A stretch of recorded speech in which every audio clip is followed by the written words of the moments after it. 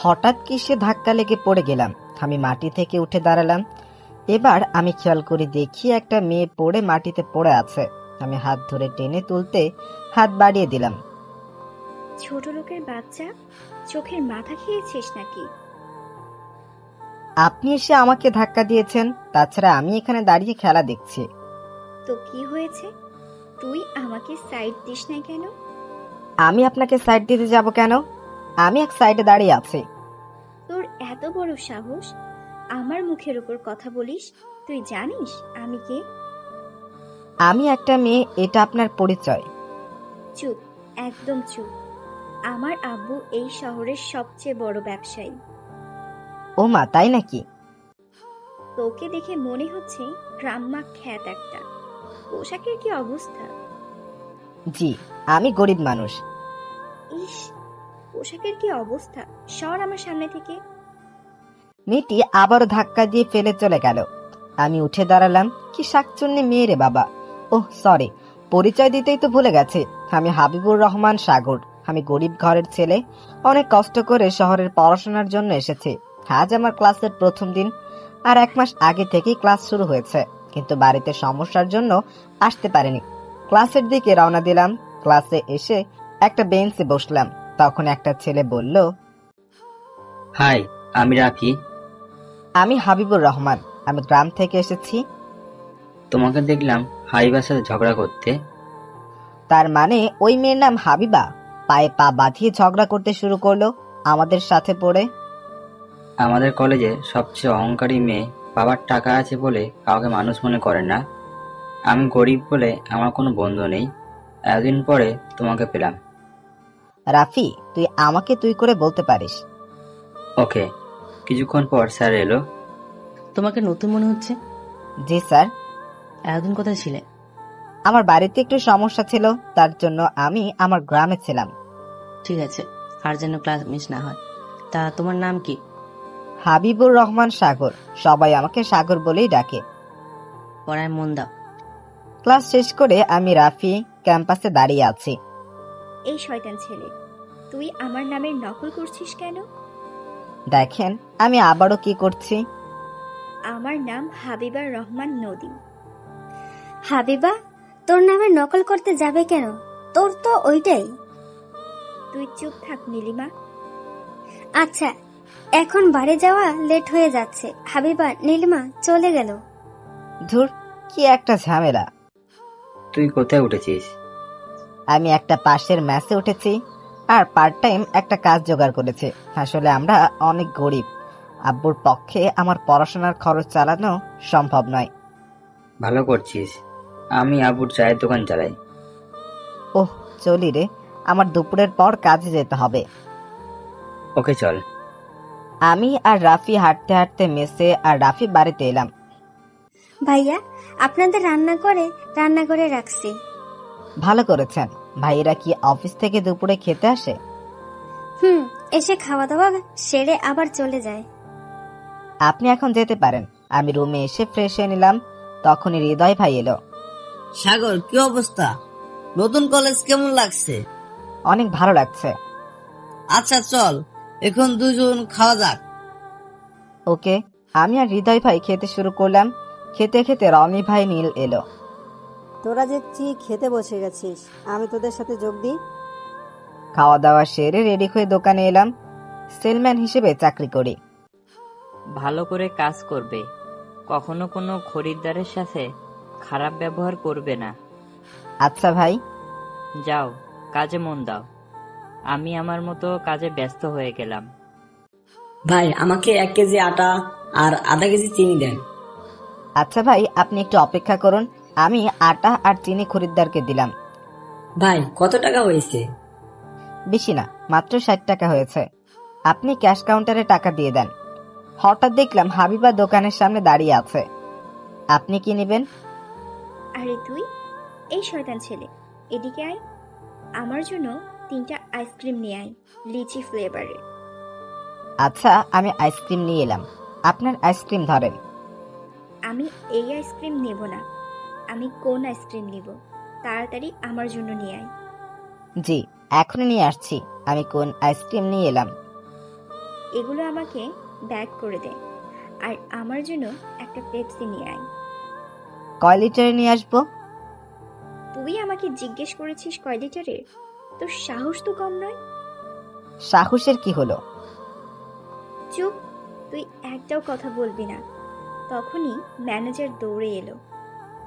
কি হয়েছে ম্যাম? আমার কাছে জিজ্ঞেস করেছে কয় লিটারের পেপসি নিব। কিছু মনে করবেন না, ও নতুন এসেছে। সাগর, 250 মিলিমিটার একটা পেপসি দে। ওকে ভাই, আমি পেপসি দিলাম। হাবিবা বিল পরিশোধ করে চলে গেল। তুমি কিছু মনে করো না, এই মেয়ে এমন বাবার টাকায় অহংকার দেখায়। আমাদের প্রতিদিনের কাস্টমার, আমাদের দোকানের সামনে যে বাড়ি দেখা যাচ্ছে ওটা ওদের বাড়ি। তুমি ওর সাথে ভালো ব্যবহার করবে। ওকে ভাই। হাসি ছাড়া একটি দিন মানে সেই দিনটাই নষ্ট। আমি আমার মতো কাজে ব্যস্ত হয়ে গেলাম। রাতে দোকান থেকে ফিরে এলাম। ছোট ভাই দোকানের সেলম্যান, কাজ করতে কোনো সমস্যা হচ্ছে না তো? না ভাই, প্যাকেটের গায়ে সব দাম লেখা আছে, তার জন্য তেমন কোনো সমস্যা নেই। খাওয়া দাওয়া সেরে ঘুমিয়ে পড়। আচ্ছা। আমি খাওয়া দাওয়া সেরে রুমে এসে ঘুমিয়ে পড়লাম।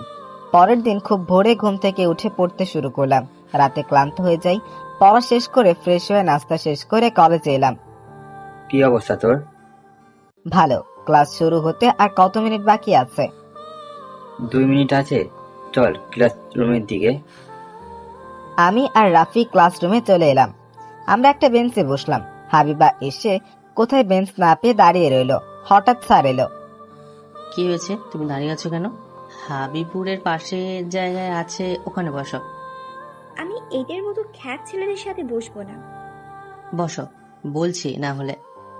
ওকে, বসছি। আর বলতে শুরু করলো, শেষ পর্যন্ত একটা ফকিরের বাচ্চার সাথে বসতে হচ্ছে। ইস, গা দিয়ে গন্ধ বের হচ্ছে। ফকিরের বাচ্চাদের সাথে বসতে হবে না। মুখে মুখে কথা। কি হয়েছে, ওখানে তো কথা হচ্ছে কেন? কিছু না স্যার। চুপ করে ক্লাস করো। এক এক করে ক্লাস শেষ করে ক্যাম্পাসে এলাম। তোর কাজ কেমন চলছে? ভালো। তবে আমি যেখানে কাজ করি সেখানেই হাবিবাদের বাড়ি।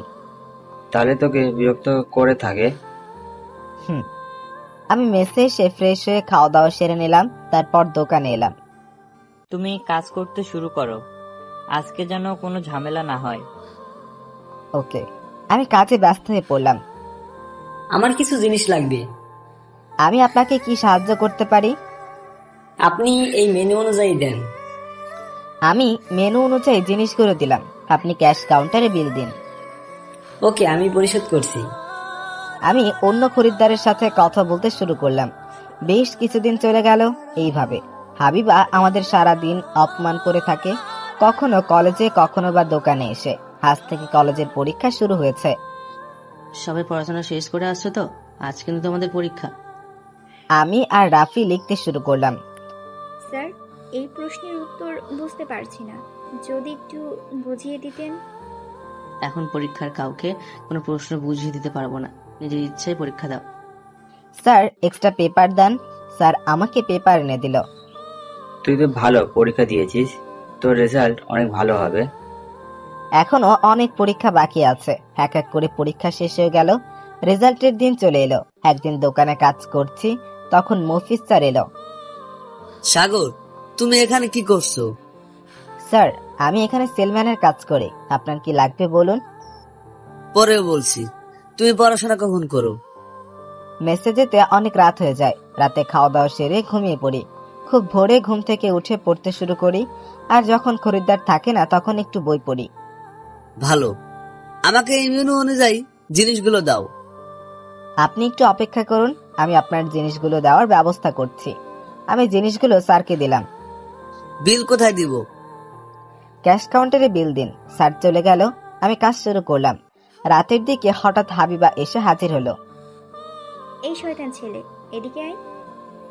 জি, কিছু বলবেন? আমাকে এখনই আইসক্রিম আর চিপস নিয়ে যা। কোন চিপস নিয়ে আসবো? ফকিরের বাচ্চা, তুই জানিস না আমি কোন চিপস খাই? ওকে। আমি হাবিবাকে আইসক্রিম আর চিপস এনে দিলাম। হাবিবা চলে গেল। পরের দিন কলেজে আমাদের রেজাল্ট দেওয়ার অনুষ্ঠান শুরু হলো। আমি খুব গর্বের সাথে বলছি, এই কলেজে সবচেয়ে বেশি নম্বর পেয়েছে হাবিবুর রহমান। আমি মফিজ স্যারের কাছ থেকে শুনেছি হাবিবুর অনেক কষ্ট করে পড়াশোনা করে, আর কলেজের দ্বিতীয় হয়েছে হাবিবা রহমান। অনুষ্ঠান সম্পন্ন হয়ে গেল। আমি কিছু গিফট পেয়েছি। তোর জন্য আমি কলেজে ফার্স্ট হতে পারিনি। আমি তোকে দেখে নিব। আপনি পরের বার চেষ্টা করবেন, এত অহংকার দেখানো ভালো না। কি? আমি অহংকার করি? আমার বাপের যা টাকা আছে আমি তাই নিয়ে অহংকার দেখাবো, তাতে তোর কি? গরিব কারণ আপনার দূরদর্শিতার অভাব। ভালো করে পড়াশোনা করতে পারতেন, তাহলে কলেজের প্রথম হতে পারতেন। তুই উড়ে এসে আমার উপর বসেছিস, এর পরিণাম কিন্তু ভালো হবে না। সরেন তো, আমার কাজের দেরি হয়ে যাচ্ছে। করবি তো সেই সেলসম্যানের কাজ? মনে হচ্ছে উনি যেন বিশ্ব ব্যাংকে চাকরি করেন। হোমা, তাই নাকি? তাহলে তো অনেক ভালো। আমার লেট হয়ে যাচ্ছে, এই জন্য আমি হাবিবাকে ধরে একটু সাইডে সরিয়ে দিয়ে চলে এলাম। তুই আমার গায়ে হাত দিয়েছিস, আমি তোকে ছাড়বো না।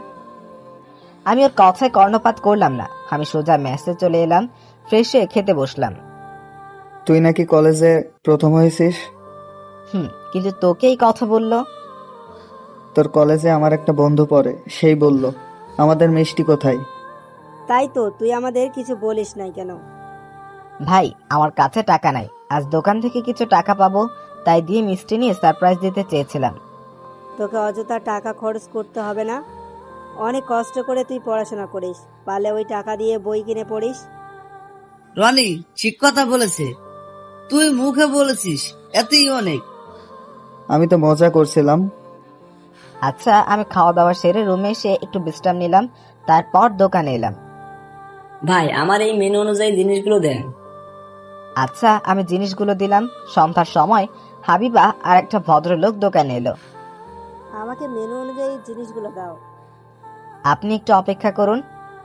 কি বললি তুই? আমার আব্বু অপেক্ষা করবে?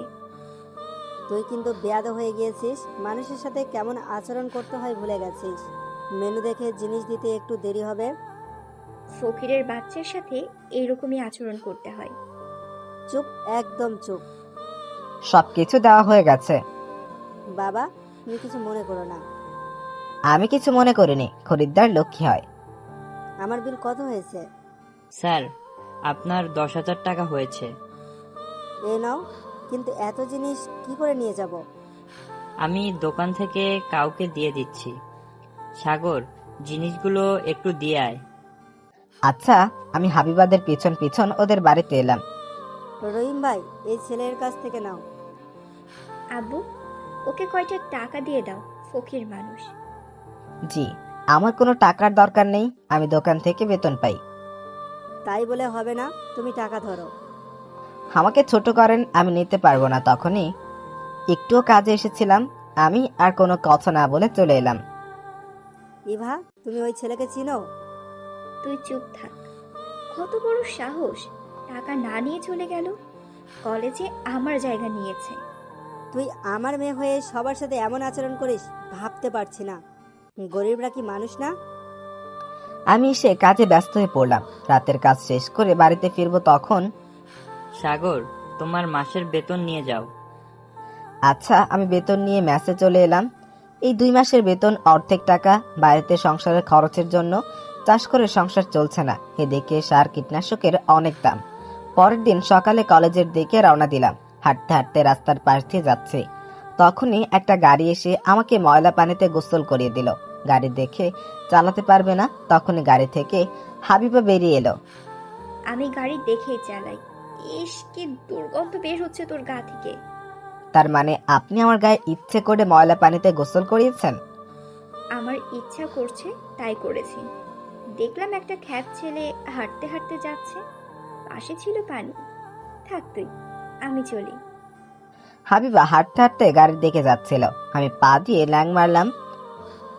ওরে, পড়ে গেলাম। হাবিবা আমাকে ধরলো, আমি আর হাবিবা সেই ময়লা পানিতে পড়ে গেলাম। আমাকে ছাড়েন বলছি। তুই আমাকে ফেলে দিলি কেন? বেশ করেছি, তোকে নিয়ে পড়েছি। ফাজিল মেয়ে, কি করছেন? আমি হাবিবার মুখে কাঁদা মেরে দিলাম। তবে রে? হাবিবা আমার গায়ে কাদা ছোড়াছুড়ি করতে শুরু করলো। আশেপাশের লোকজন আমাদের এমন অবস্থা দেখে সবাই হাসাহাসি করছে। আমি উঠে দাঁড়ানোর চেষ্টা করলাম, কিন্তু পারলাম না। হাবিবা উঠে দাঁড়িয়ে ঠাস করে পড়ে গেল। শত্রু থেকে একটা ভালো বন্ধু পাওয়া যায়, সেটি বেস্ট ফ্রেন্ডের রূপ ধারণ করে। আমি হাসতে হাসতে কাদা পানিতে গড়িয়ে গেলাম। কুত্তা, তুই হাসছিস? আমি এখন কিভাবে কলেজে যাব? আমাকে আবার বাড়িতে ফিরে যেতে হবে। আমি আছি মহাবিপদে। এই অবস্থায় রাস্তা দিয়ে হাঁটতে হাঁটতে মেসে গেলে রাস্তার আশেপাশে লোকজন ভূত ভাববে। চুপ কর তুই। আমি অনেক কষ্ট করে কাদা পানি থেকে উঠে পিচ ঢালা রাস্তায় দাঁড়ালাম। থাকেন আপনি, আমি চলি। এই না না না, আগে আমাকে টেনে তোল বলছি। আমি হাবিবাকে টেনে তুললাম। হাবিবা গাড়িতে উঠে বসলো। আমি হাবিবার গাড়িতে উঠে বসলাম। হাবিবা বলল, এই শয়তান ছেলে, আমার গাড়ি থেকে নেমে যা বলছি। আপনি আমাকে ফেলে দিয়েছেন, আমি এই অবস্থায় ফিরে যেতে পারবো না। তোর জন্য বাড়িতে গিয়ে পরিষ্কার করতে হবে। হাবিবা রাগে রাগে গাড়ি চালাতে শুরু করলো। আমি ম্যাসের সামনে নেমে পড়লাম। এবার আপনি যেতে পারেন। আমি তোকে দেখে নিব। হাবিবা চলে গেল। আমি মেসে এসে দরজায় টোকা দিয়ে দাঁড়িয়ে রইলাম। নীল দরজা খুলল। ভূত ভূত হৃদয় ভাইয়া, মেসে ভূত এসেছে, ভূতে আমাকে মেরে ফেললো। নীল, আমি সাগর। হৃদয় ভাইয়া সাগরের মতো কথা বলছে। হৃদয় ভাইয়া তাড়াতাড়ি আসেন। নীল চিল্লাচিল্লি পড়ে অজ্ঞান হয়ে গেল। নীল, এই নীল, তুই মেঝেতে পড়ে আছিস কেন? নীল অজ্ঞান হয়ে গেছে। হৃদয় ভাই, আমি সাগর। আমি কাদা পড়ে গিয়েছিলাম। নীল আমাকে দেখে ভূত ভেবে অজ্ঞান হয়ে গেছে। সাগর, তাড়াতাড়ি পানি নিয়ে আয়। আমি পানি নিয়ে এসে নীলের চোখে মুখে পানির ঝাপটা দিলাম। নীলের জ্ঞান ফিরল। আমাকে দেখে আবারও অবাক হয়ে গেল। ভাই, আমি ফ্রেশ হয়ে আসছি। নীল আবার আমাকে দেখলে অজ্ঞান হয়ে যেতে পারে। আমি তাড়াতাড়ি ফ্রেশ হয়ে বাইরে এলাম। ততক্ষণে নীলের জ্ঞান ফিরে এসেছে। তোকে দেখে আমি অজ্ঞান হয়ে গেছিলাম। তুই এত কাদা পানিতে ভূতের মতো লাগছিল। আরে বলিস না, তুই হাবিবাকে চিনিস না। হাবিবা আমাকে এই অবস্থা করেছে, আমিও ওকে এই অবস্থা করছি। ভালো করেছিস। এখন নীলকে নিয়ে হুজুর কাছে গিয়ে একটু ঝাড় ফুঁক দিয়ে নিয়ে আসি। ভাই, তার কোনো দরকার নেই। আচ্ছা। আমি রুমে গিয়ে শুয়ে পড়লাম। কিছুক্ষণের মধ্যে ঘুমিয়ে পড়লাম। ঘুম থেকে উঠে খাওয়া দাওয়া সেরে রুমে এসে রেডি হয়ে দোকানে গেলাম। কিরে, আজ এত তাড়াতাড়ি আসলি যে? ভাই, আর বলবেন না, কলেজে যাওয়ার সময় একটা গাড়ি এসে কাদা পানি ছিটিয়ে দিল, তাতেই কলেজ যাওয়া বন্ধ হয়ে গেল। আচ্ছা, তোর কাজ কর গিয়ে। আমি কাজ করতে ব্যস্ত হয়ে পড়লাম। পরের দিন সকালে ঘুম থেকে উঠে ফ্রেশ হয়ে নাস্তা করে কলেজে এলাম। কি রে, গতকাল কোথায় ছিলি? ম্যাসে ছিলাম। কেন? তুই তো কলেজ বন্ধ করিস না, মনে হলো তুই গ্রামের বাড়িতে গিয়েছিলি। আরে না, কলেজে আসার জন্য বের হয়েছি, কিন্তু দূরে আসার পর হাবিবার গাড়ি এসে আমাকে কাদা পানিতে ভিজিয়ে দিল। আমি ওকেও ছাড়ি নাই। বলিস কি রে, এর জন্য হাবিবা কলেজে আসেনি? আমি আর রাফি রুমের দিকে রওনা দিলাম। দরজার সামনে হাবিবা আটকে ধরল। তোর জন্য আমি গতকাল কলেজে আসতে পারি নাই। আমার কত বড় ইম্পর্টেন্ট ক্লাস মিস হয়ে গেছে। লে হালুয়া, আমার জন্য তাই না?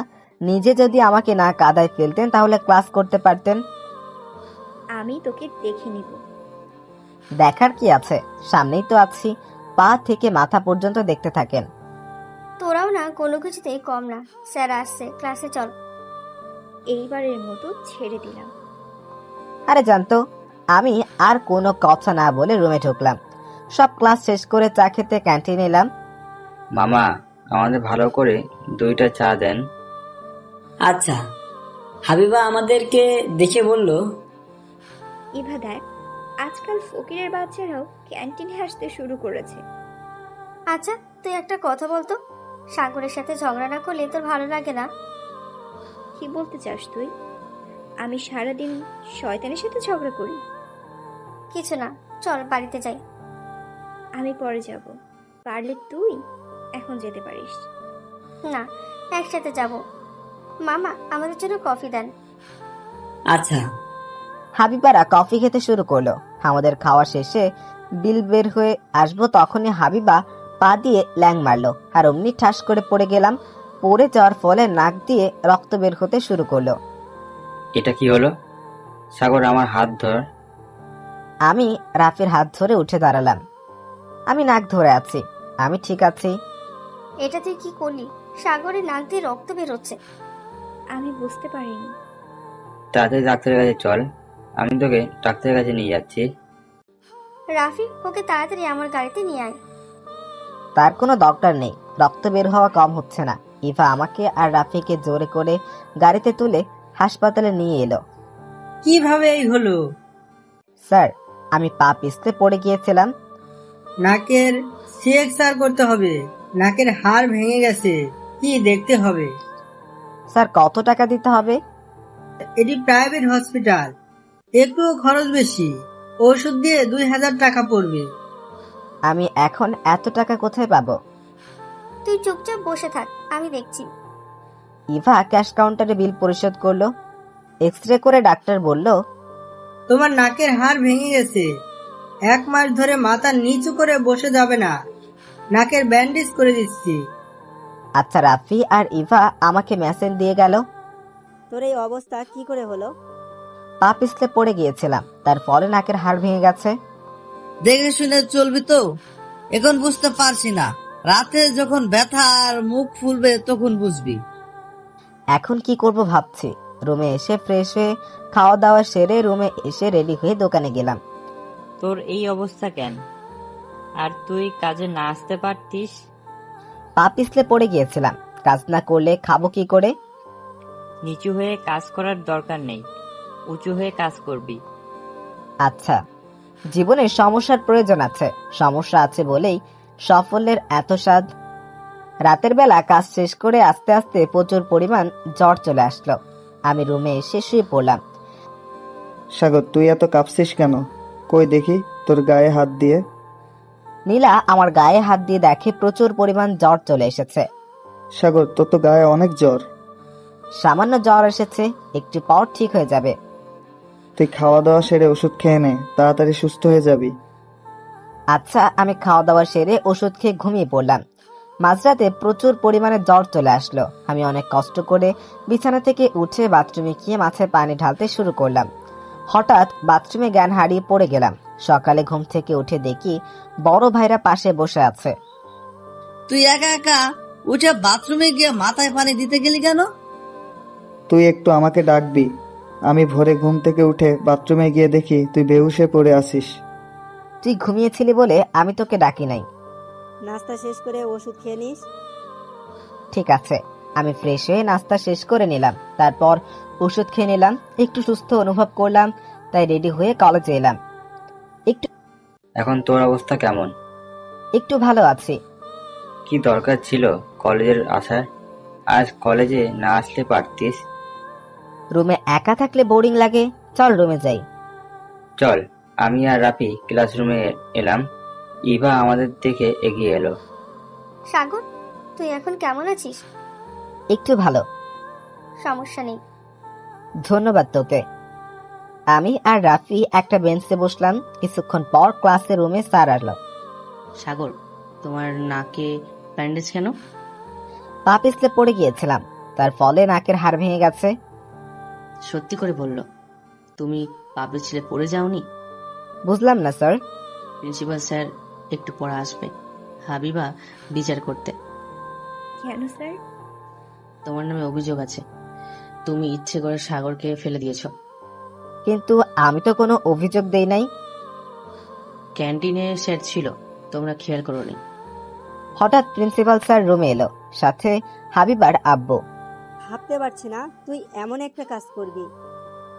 এখন আমরা আপনার মেয়েকে 1 মাসের জন্য বরখাস্ত করতে চাই।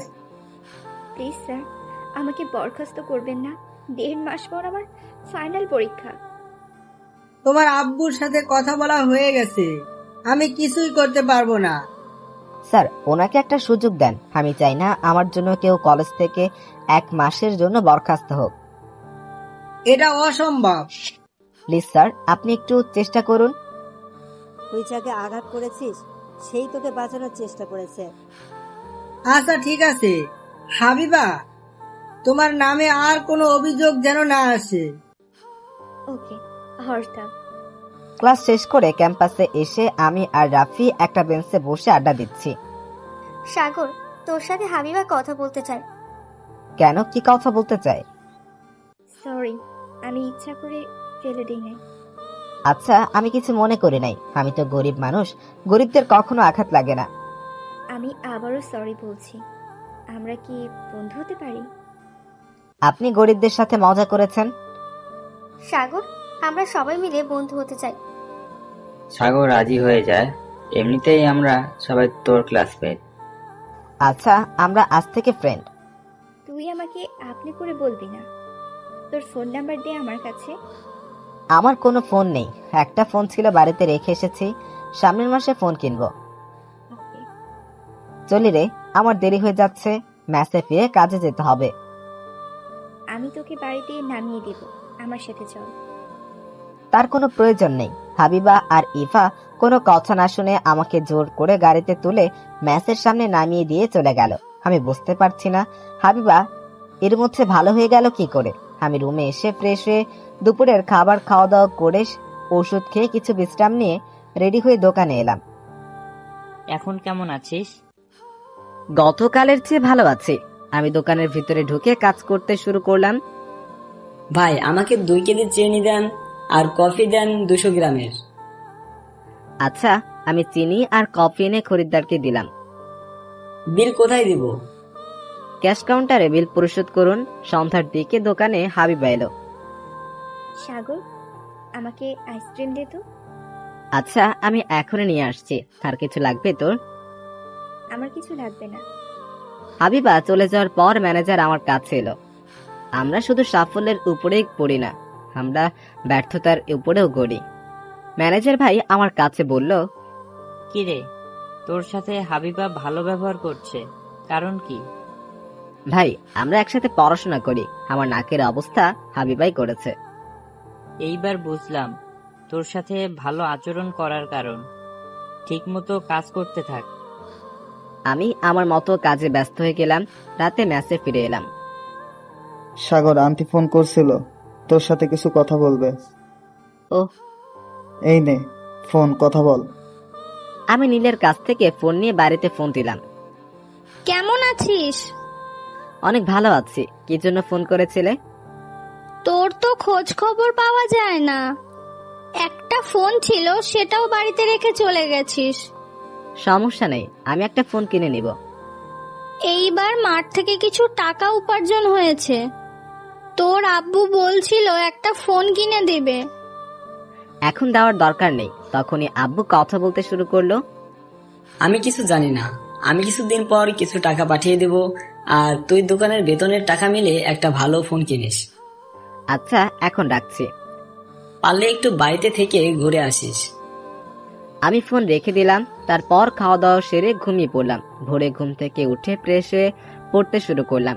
পড়া শেষ করে নাস্তা করে কলেজে এলাম। আজ একটু খুশি খুশি লাগছে।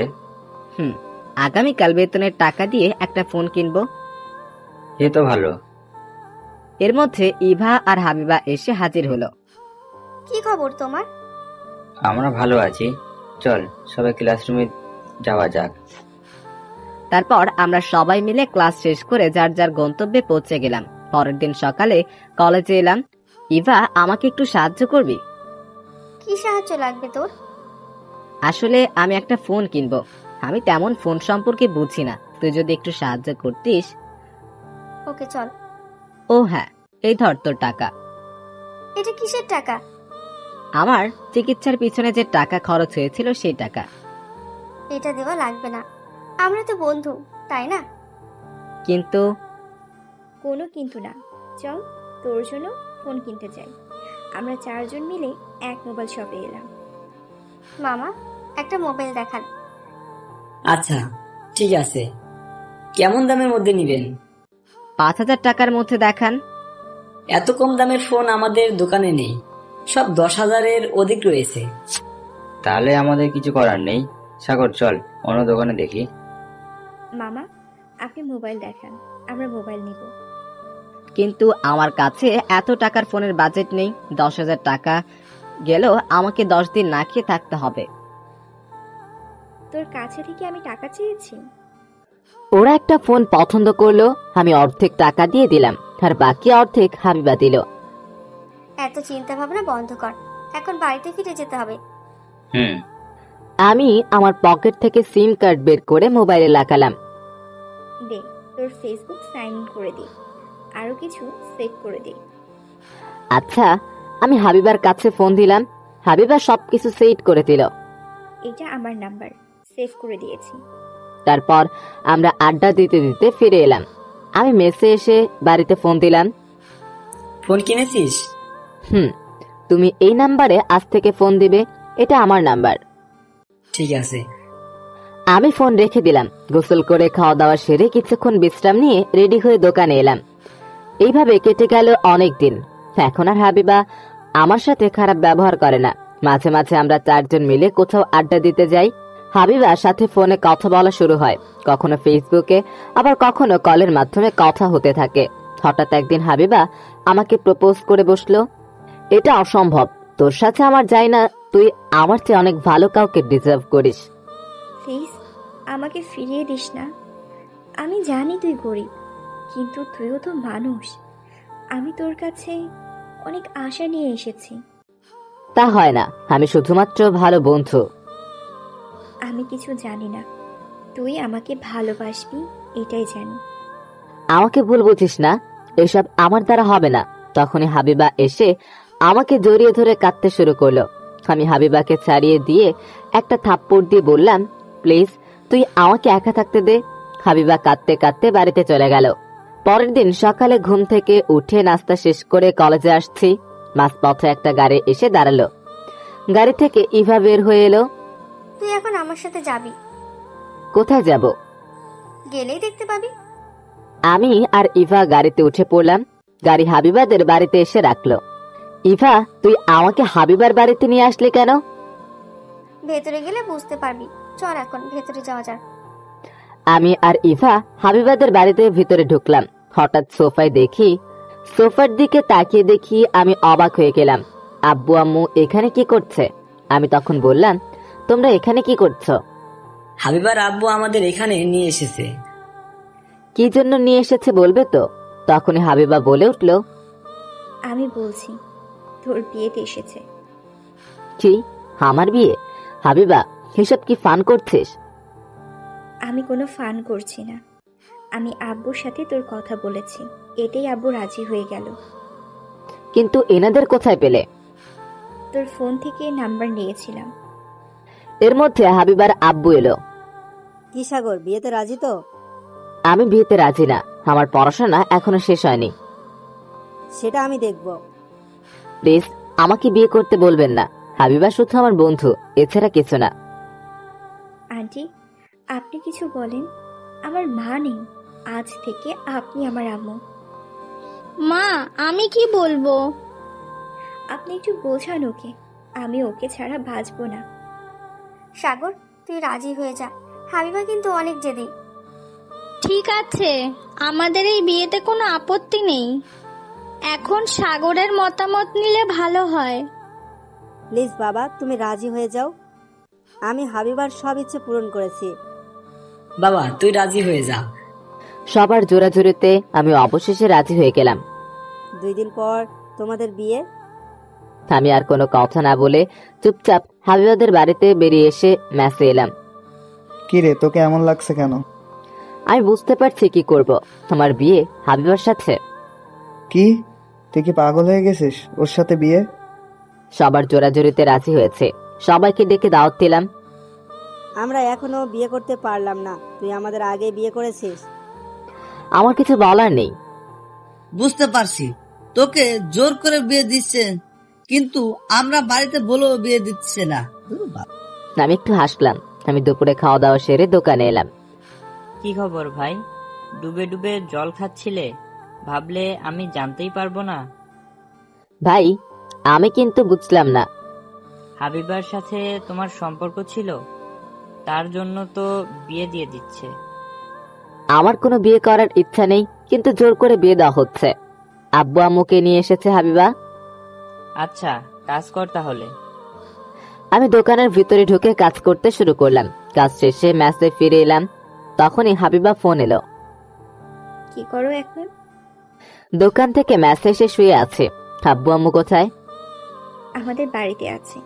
খাইছো? না, একটু পরে খেতে বসবো। আগামীকাল আমার সাথে দেখা করবে? আমার কলেজ আছে। বিয়ের পর কলেজে দিয়ে কি হবে? সকালে আমি তোমার জন্য তোমার মেসের সামনে অপেক্ষা করব। চেষ্টা করব।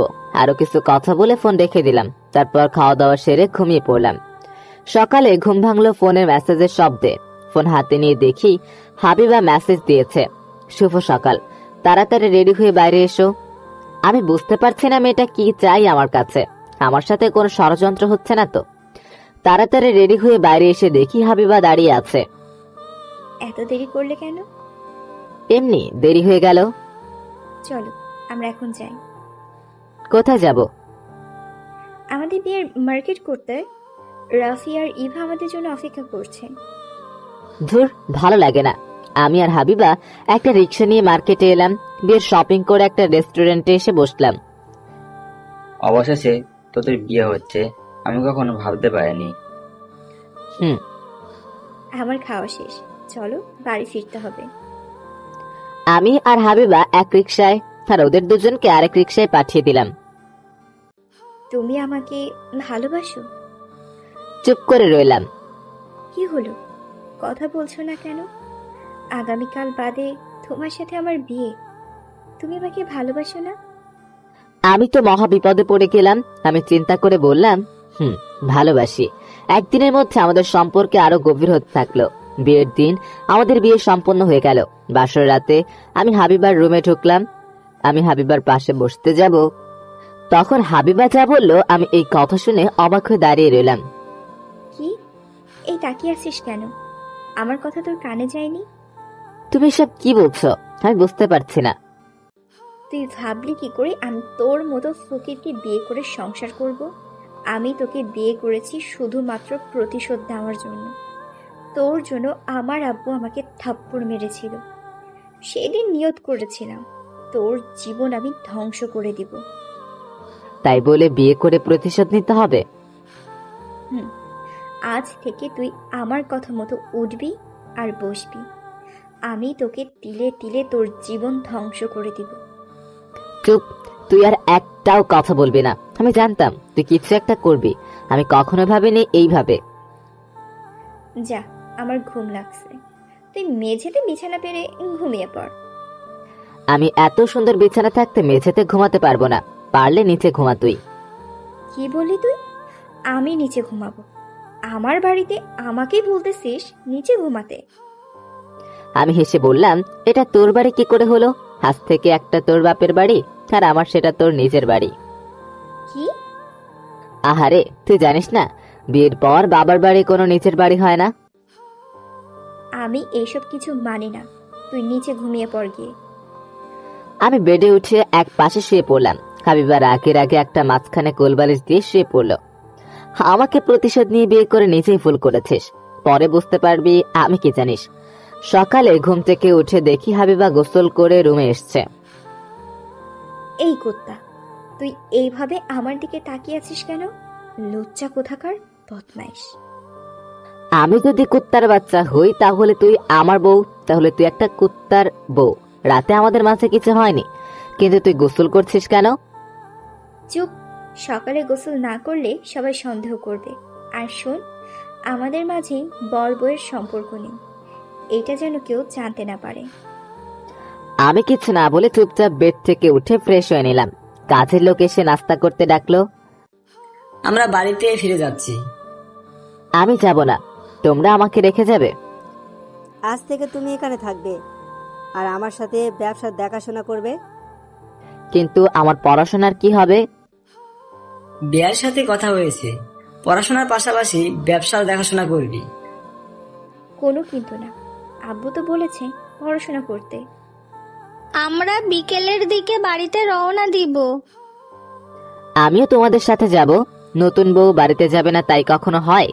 আমি হাবিবাকে চোখ টিপ দিলাম। আচ্ছা, তোমরা সবাই বিকেলে রওনা দাও। লোকজনে কি বলবে? মেয়েকে শ্বশুর বাড়িতে নিয়ে গেলে না? কিন্তু আব্বু। কোনো কিন্তু নেই, এখন থেকে রেডি হয়ে নে, আমি সব ব্যবস্থা করে দিচ্ছি। আপনাকে কিছুর ব্যবস্থা করতে হবে না। ঠিক আছে। আমি মনে মনে বললাম, বুঝবে এবার কত ধানে কত চাল। বিকেলের দিকে সবাই মিলে বাস স্ট্যান্ডে এলাম। তুই আমাকে রেখে কোথায় এসেছিস? আমরা বাসে যাব? হ্যাঁ, আমরা বাসে যাব। তোর বাপের মতো তোর বরের টাকা নেই। আমি বাসে যেতে পারবো না, আমি আব্বুকে ফোন দিয়ে গাড়ি পাঠিয়ে দিতে বলছি। তোর বরের ততটুকু সমর্থক আছে, তাই আমি করছি বাস উঠ বলছি। বাস ছেড়ে দেওয়ার সময় হয়ে গেছে। আমি যাব না। আমি হাবিবাকে কোলে তুলে বাসে নিয়ে বসলাম। চুপ করে থাকবি, কোনো আওয়াজ করলে লাথি দিয়ে ফেলে দিব। আমি জানালায় বসবো। আমি হাবিবাকে জানালার সিট ছেড়ে দিলাম। হাবিবা চুপচাপ বসে রইল। বাস ছেড়ে দিল। হাবিবা কিছুক্ষণের মধ্যেই ঘুমিয়ে পড়লো আমার কাঁধে। পরের দিন ভোরে বাস এসে পৌঁছালো। হাবিবা, উঠো, আমরা চলে এসেছি। আমরা সবাই বাস থেকে নেমে পড়লাম। বাহ, অনেক সুন্দর গ্রাম। আম্মু, আমাদের এখন এখান থেকে বাড়ি যেতে কতক্ষণ লাগবে? 5 মিনিট হাঁটলেই আমাদের বাড়ি চলে আসবে। আচ্ছা। সবাই মিলে হাঁটতে হাঁটতে বাড়িতে এলাম। এটা আমাদের বৌমা, আমার খুব পছন্দ হয়েছে। হাই ভাবি, আমি আপনার একমাত্র ননদ, আমি হলাম নিধি। সবাই মিলে হাবিবাকে রুমে নিয়ে গেল। আমার বউ এসেছে শুনে পাড়ার লোকজন বউ দেখতে এলো। হাবিবা, তোকে সবাই দেখতে এসেছে, একটু বাইরে চল। কি আছে আমার দেখার? তোদের গ্রামের সবার কি কোনো কাজ নেই? গ্রামের নতুন বিয়ে হলে সবাই নতুন বউ দেখতে আসে। ওকে, যাচ্ছি। হাবিবাকে নিধি বাইরে নিয়ে আসলো। আমি চুপচাপ বসে আছি। হাবিবা সবার সাথে হেসে হেসে কথা বলছে, মনে হচ্ছে সবাইকে আপন করে নিয়েছে। বিকেলের দিকে নিধি আমার কাছে এলো। ভাইয়া, ভাবি বলেছিল আমাদের গ্রামে একটু ঘুরতে চাই। তো আমি কি করব? আমি ভাবিকে নিয়ে যাব, আমি আর আমার বান্ধবীরা সাথে থাকবে। নিয়ে যা, কিন্তু তোর ভাবির সাথে কোনো ফাইজলামি করবি না, ওকে খেয়াল রাখবি। ওরা সবাই ঘুরতে চলে গেল। আমি আমার কিছু বন্ধুদের সাথে দেখা করতে এলাম। কিরে, তোর অবস্থা কি? ভালো। তুই আমাদের সবার আগে বিয়ে করতে পারলি? ইচ্ছে করলেও বিয়ে করে ফেললাম, তোরাও বিয়ে সেরে ফেলতে পারিস। ভাবি এখন কোথায়? গ্রাম ঘুরতে গেছে। চল আমরা সবাই মিলে একসাথে ঘুরে আসি। আচ্ছা চল। আমরা সবাই মিলে আড্ডা দিতে দিতে গ্রাম ঘুরতে বের হলাম। কিছু দূর যাওয়ার পর হাবিবার সাথে দেখা। নিধি, তোমার ভাইয়াকে বলো আমি নৌকায় চড়বো। আমি শুনছি তুমি একা যাবে কেন? আমরা সবাই মিলে নৌকা চড়বো। আমরা সবাই মিলে নৌকা চালালাম। বাড়ি আসার সময় মাঝপথে খেজুরের গাছ পড়লো। নিধি, তোরা ভাবিকে নিয়ে বাড়ি যা, আমরা একটু পর আসছি। তোমরা কি করবে? খেজুরের রস নিয়ে বাড়িতে যাব। তাড়াতাড়ি করে বাড়িতে যা, রাত হয়ে এসছে। তাছাড়া প্রচুর ঠান্ডা পড়েছে। হাবিবাকে নিয়ে ওরা বাড়িতে চলে গেল। কিরে, খেজুরের রস চুরি করার চিন্তা করছিস নাকি? হারামজাদা, তোর বাপের কি গাছ আছে যে ওখান থেকে পেরে আনবো? চুরি করে বউকে খাওয়াবো, এটা ভাবতেই কেমন লাগছে। আমি রাজ কাকাকে দেখলাম খেজুর গাছ কাটতে যেতে। আরে, আমার মনে ছিল না, চল আমাদের গাছ থেকে রস পেরে নিয়ে যাই। আবিরদের গাছের নিচে এলাম। গাছে উঠবে কে? আমি উঠছি, যতই হোক ভাবি তো আমার। আমি মনে মনে বললাম, তোদের ভাবি যে কি জিনিস বুঝতে পারছিস না, আমি জানি সেটা। কি রে ওঠ। আবির গাছে উঠে খেজুরের রস পেরে নিচে আনলো। আমরা তিনজন মিলে রস খেয়ে ভার আবারও ঠিক মতো করে বসিয়ে দিয়ে এলাম। এক ভার রস নিয়ে বাড়িতে এলাম। কি রে, তোরা রস কোথায় পেলি? সত্যি করে বল। চাচি, বিশ্বাস করেন, এটা আমাদের গাছের রস। ঠিক আছে, বিশ্বাস করলাম। তোর আব্বু বাড়িতে এসে বলছিল বৌমার জন্য খেজুরের রস পেরে আনতে। ভালোই তো হলো। হাবিবা একা একা বসে আছে। এই নে খেজুরের রস। আমি এসব খাই না, আমার ভালো লাগছে, আমি বাড়ি যাব। বাড়িতে যাবি মানে? এটা তোর বাড়ি এখন থেকে। রস খেয়ে নে, টাটকা রস, গাছ থেকে পেরে নিয়ে আসছি। আমি জোর করে খাইয়ে দিলাম। তুই এটা কি করলি? মনে মনে বলতে শুরু করলাম, বাহ, দারুণ তো খেতে, আরো খেতে ইচ্ছা করছে। কিন্তু হারামিটা অন্য কিছু মনে করবে। আর এক গ্লাস দেই? আমি খাবো না, বললাম না। এক গ্লাস রস ঢেলে রেখে বাইরে দিলাম। আমরা বাড়িতে গেলাম। আচ্ছা, রাতের খাওয়া দাওয়া সেরে রুমে এসে দেখি গ্লাস ফাঁকা। তুই এমন করে তাকিয়ে আছিস কেন? মেয়ে মানুষ কখনো দেখিস নাই? এমনি তাকিয়ে আছি। আমি বেডের পাশে শুয়ে পড়লাম। তুই নিচে ঘুমা, আমি উপরে ঘুমাবো। আমি পারবো না, তুই পারলে নিচে ঘুমিয়ে পড়। হাবিবা রাগে রাগে আমার পাশে শুয়ে পড়ল। হাবিবা ভাবতে শুরু করলো কি করে প্রতিশোধ নেওয়া যায়। প্রতিশোধ নিতে পারছি না, উল্টো আমার উপর প্রতিশোধ নিচ্ছে। আমাকে আরো ভাবতে হবে কি করে সাগরের উপরে প্রতিশোধ নিব। হাবিবা ভাবতে ভাবতে ঘুমিয়ে পড়ল। পরের দিন সকালে ঘুম থেকে উঠে ফ্রেশ হয়ে নিলাম। হাবিবা এখনো ঘুমিয়ে আছে। ঘুমানো অবস্থায় হাবিবাকে অনেক মায়াবী লাগছে। হঠাৎ হাবিবা চোখ খুলে তাকালো।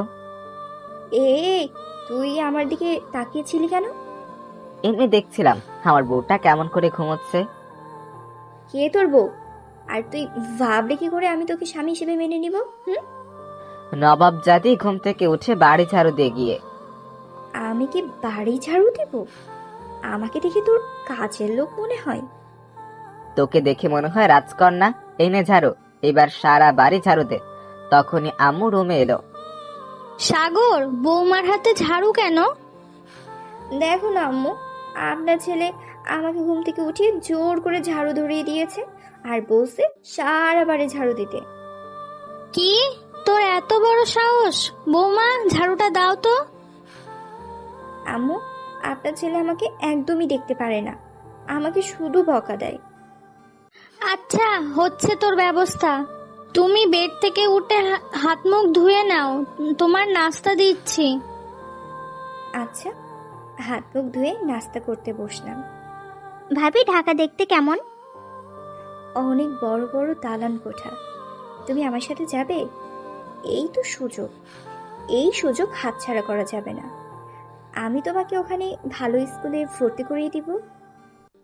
ভাইয়া রাজি হবে না। তোমার ভাইয়াকে রাজি করানোর দায়িত্ব আমার উপর। আম্মু, আমি নিধিকে নিয়ে যেতে চাই। তাই বলে কি হয় মা? আমি এসব কিছু জানি না। আমি নিধিকে নিয়ে যাব, তার কিছুদিন পর তোমাদের এখান থেকে নিয়ে যাব। তাহলে অনেক ভালো হবে। কয়দিন পর আমি আর হাবিবা ঢাকায় ফিরে এলাম। নিধিকে নিয়ে এসেছি হাবিবা। আমি কোনো কথা বলতে পারিনি আব্বু আম্মুর সামনে। আমি দোকানে এলাম। আমি ভাবলাম তুই আর কাজে আসবি না। ভাই, আমি গরিব মানুষ, আমার শ্বশুর ধনী, কিন্তু আমার কি করার আছে? লোকজনে খারাপ কিছু ভাববে তো। আমার কিছু যায় আসে না। আমাকে বলেছিল ব্যবসা সামলাতে। তোর ইচ্ছা, কি করবি সেটাই। আমি আমার মতো কাজে ব্যস্ত পড়লাম। কাজ শেষ করে শ্বশুর বাড়িতে এলাম। কোথায় ছিলে এতক্ষণ? আমি দোকানে কাজে ব্যস্ত ছিলাম। তুই চাইলে আমি কালকে ম্যাচে ফিরে যাব। ম্যাচে ফিরে যাবে মানে? আমি ঘর জামাই হিসেবে থাকতে পারবো না। তুই আমাকে খেলার পুতুল মনে করিস? খেলা শেষ হয়ে গেলে ফেলে দিলাম। তাছাড়া তুই কি? আমি তোকে যেমন নাচাবো তেমনই নাচতে বাধ্য। তুই নিধিকে কেন নিয়ে আসছিস?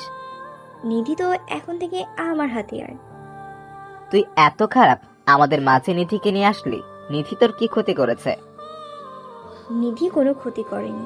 যদি তুই আমার কথা না শুনিস তাহলে নিধির ক্ষতি হবে। আমি চুপচাপ বসে রইলাম। রাতে না খেয়ে শুয়ে পড়লাম। নিচে গিয়ে ঘুমা, আজ থেকে তুই নিচে ঘুমাবি। আমি হাবিবার কথা মতো নিচে বিছানা পেতে শুয়ে পড়লাম। আমি ভাবতে পারছি না হাবিবা নিধিকে নিয়ে কি করতে চায়। আমি ভাবতে ভাবতে ঘুমিয়ে গেলাম। এদিকে হাবিবা মনে মনে বলছে, কাজ হয়েছে। এখন থেকে নিধির ক্ষতির বললেই সাগর আমার সামনে বিড়াল হয়ে থাকবে। আমি প্রতিশোধ নিতে পারবো। আমার বোন নেই, নিধি আমার বোনের মতো। আমি অতটাও খারাপ না। আমি শুধু তোর উপর প্রতিশোধ নিব। পরের দিন সকালে ঘুম থেকে উঠে নাস্তা করছি। শ্বশুর আব্বা বলে উঠলো, তাড়াতাড়ি রেডি হয়ে নাও, অফিসে যেতে হবে। আজ বড় একটা প্রজেক্ট উপস্থাপন করা হবে। আমি চুপ করে রইলাম। কি হলো, কোনো কথা বলছো না কেন? তাড়াতাড়ি নাস্তা শেষ করে রেডি হয়ে নাও। তোমরা বের হলে আমি আর নিধি বের হব। নিধিকে নিয়ে কোথায় যাবে? নিধিকে স্কুলে ভর্তি করিয়ে আমরা মার্কেটে যাব। নিধির জন্য শপিং করতে। আমি কোনো কথা না বলে চুপচাপ রুমে এসে রেডি হয়ে নিলাম। আমি জানি হাবিবা এখন কেন এই তুলল।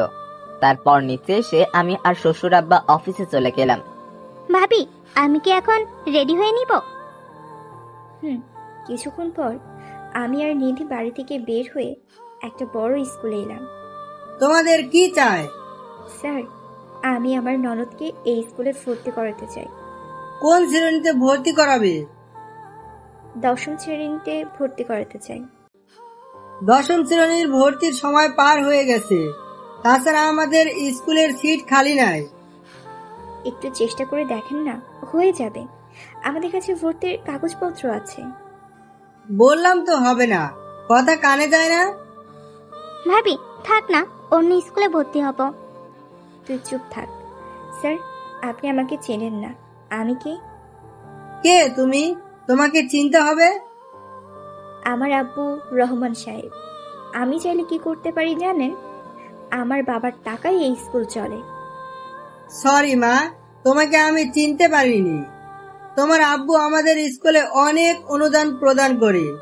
রহমান সাহেব আমাকে ফোন দিয়ে বলেছিল তার মেয়ের ননদকে ভর্তি করাবে। আমাদের একটাই সিট ছিল। আমি চিনতে না পেরে এমন করেছি। তুমি তোমার আব্বুকে কিছু বলো না। আমি কিছু বলবো না। নিধিকে শুধু ভর্তি করিয়ে নিন। আচ্ছা, পেপারগুলো দাও। কিছুক্ষণের মধ্যেই ভর্তি কাজ মিটিয়ে হাবিবা আর নিধি মার্কেটে এলো। এদিকে আমি অফিসে এলাম। সবাই শোনো, আজ থেকে আমার জামাই আমার সাথে অফিস দেখাশোনা করবে। সপ্তাহে 3 দিন অফিস করবে আর বাকি 4 দিন অফিসে আসবে না। পড়াশোনার জন্য কলেজে যাবে। আব্বা, আমি তো অফিসের কাজ বুঝতে পারবো না। স্যার, আপনাকে চিন্তা করা লাগবে না, আমরা সবাই আপনাকে কাজ শিখিয়ে দেব। কোনো কাজের সমস্যা হলে বলবে, আমি তোমাদেরকে বুঝিয়ে দিব। এখন মিটিংয়ে চলো সবাই। আমরা সবাই মিলে মিটিং রুমে এলাম। আমাদের এমন ভাবে কাজ করতে হবে যেন দ্বিতীয়বার কোনো কাজে হাত দেওয়া না লাগে। স্যার, এটা আমাদের সাথে ডিল হয়েছে, আমরা যেন তাদের কাজ ভালোভাবে সম্পন্ন করি। আমাদের অফিসের কোনো বদনাম না হয়। জামাই বাবা, তুমি কিছু বলো। হ্যাঁ, তার সাথে আমাদের প্রত্যেক নিজের কাজ মনে করতে হবে। আপনারা সবাই এই অফিসের অংশ, নিজের দায়িত্ব পালন করতে হবে। কাজে ভুল হলে কোম্পানির নয়, নিজেদের গায়ে লাগবে। বাহ স্যার, সুন্দর বক্তব্য, আমরা আপনার সাথে একমত। ঠিক বলছো তুমি। আমি চাই তুমি এই নতুন প্রজেক্টের দায়িত্ব নাও। কিন্তু আমি তো নতুন, আমি কি পারবো? স্যার, আপনি পারবেন, আমরা আপনার সাথে আছি। আমি তো আছি, কোনো ভয় নেই। তুমি এই পেপার সাইন করো। আচ্ছা, আমি সাইন করে দিলাম। প্রজেক্টের দায়িত্বে নিয়োজিত হয়ে মিটিং শেষ করে বাইরে এলাম। স্যার আসুন, আমি আপনার রুম দেখিয়ে দিই। ওকে চলুন।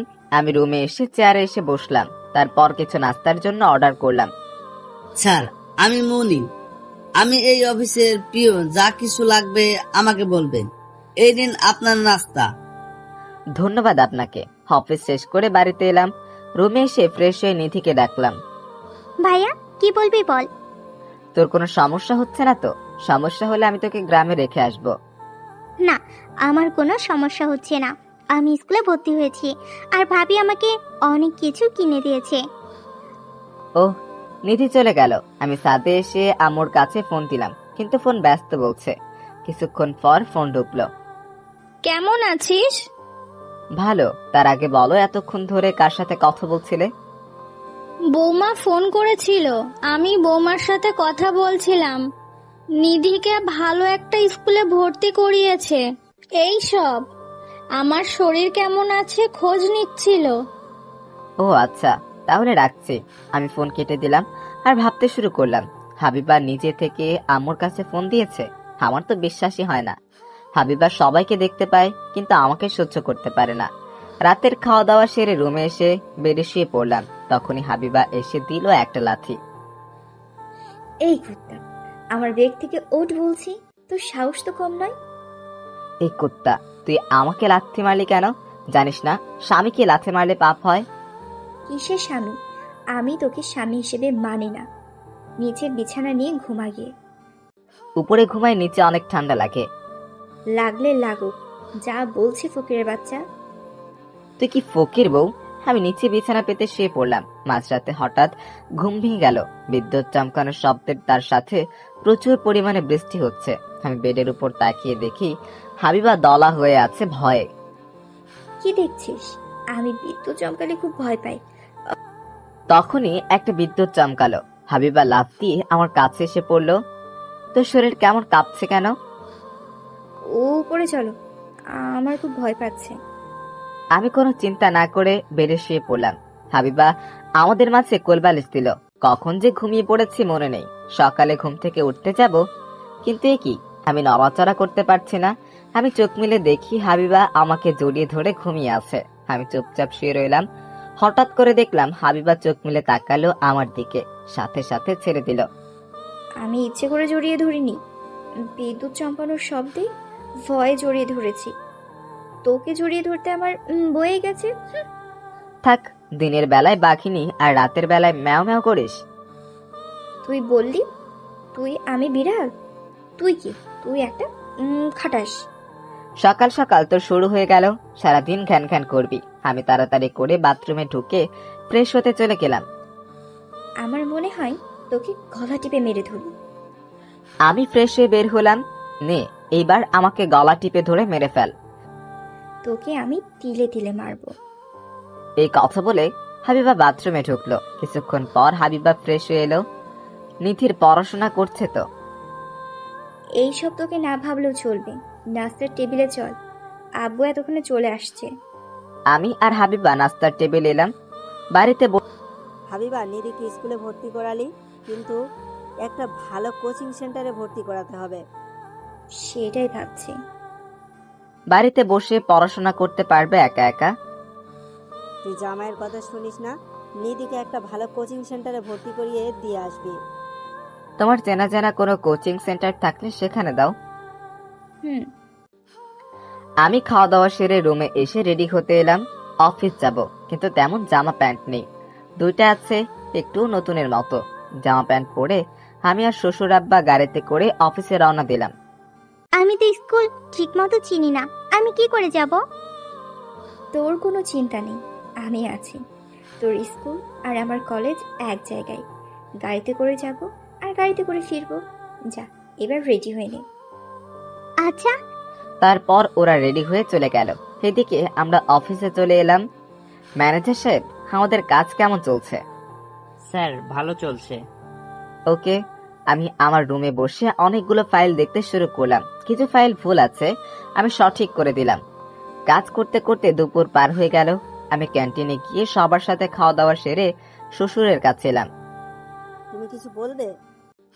আব্বা, আমি নিজের চোখে প্রজেক্টের কাজ কেমন চলছে দেখতে চাই। প্রজেক্ট দেখার পর আমার ছুটি লাগবে। তোমার ইচ্ছে, তুমি ছুটি চাচ্ছ কেন? এটা তোমার অফিস, তুমি যখন খুশি তখন আসবে। তা হয় না আব্বা। আচ্ছা, ছুটির পর কোনো কাজ? একটু মার্কেটে যেতাম কিছু কেনাকাটার জন্য। ওকে। আমি রুম থেকে বের হয়ে এলাম। অফিসের গাড়ি নিয়ে কাজ দেখতে এলাম। রহিম ভাই, আপনার কাজ কেমন চলছে? ভালোই হয়েছে, চলুন আমি আপনাকে ঘুরিয়ে দেখাই। চলুন। আমি কাজ দেখে গাড়ির কাছে এলাম। স্যার চলুন। আপনি অফিসে চলে যান, আমার কাজ আছে। আমি একেবারে বাড়িতে ফিরবো। ড্রাইভার গাড়ি নিয়ে চলে গেল। আমি রাফিকে ফোন দিলাম। তোর তো খোঁজ পাওয়া যায় না। হাবিবাকে দেখলাম আজ কলেজে আসতে। একটু কাজে ব্যস্ত। তুই এখন কোথায় আছিস? দোকানে আছি।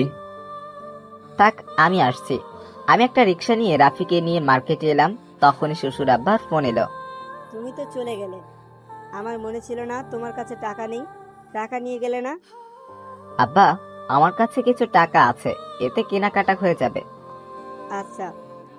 আমি আর রাফি মার্কেটের জামা প্যান্ট দেখছি। হঠাৎ ইভাকে দেখলাম। তুই এখানে কি করছিস? আমার জন্য মার্কেট করতে এসেছি। আমি হাবিবার নিধি। ও, সাগরের জামা কাপড় পছন্দ করে দে। আমি করতে পারবো না, হাবিবাকে বল। কি হয়েছে? তুমি এখানে কি করছো? তেমন জামা কাপড় নেই, তাই কিনা কাটা করতে এসেছি।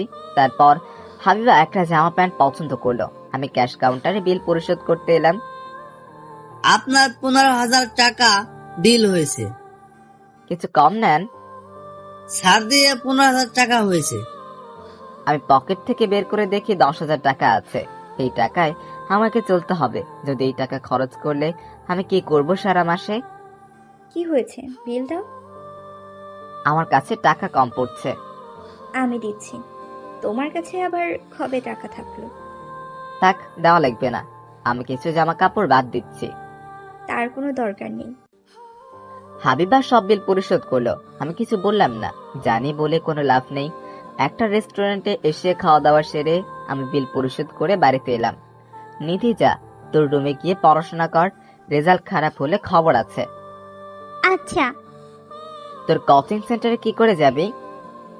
ভাবি ড্রাইভারকে বলেছে আমি যখন খুশি গাড়ি নিয়ে বের হতে পারবো। তাছাড়া আমাকে একটা গাড়ি দিবে বলেছে। আচ্ছা। আমি ভাবলাম নিধিকে সবকিছু দিচ্ছে, কিন্তু আমি কিছু বললেই আমার উপর নির্যাতন শুরু। হঠাৎ হাবিবা এসে আমাকে বলল, খেতে চল, সবাই তোর জন্য অপেক্ষা করছে, খেয়ে আমাকে উদ্ধার কর।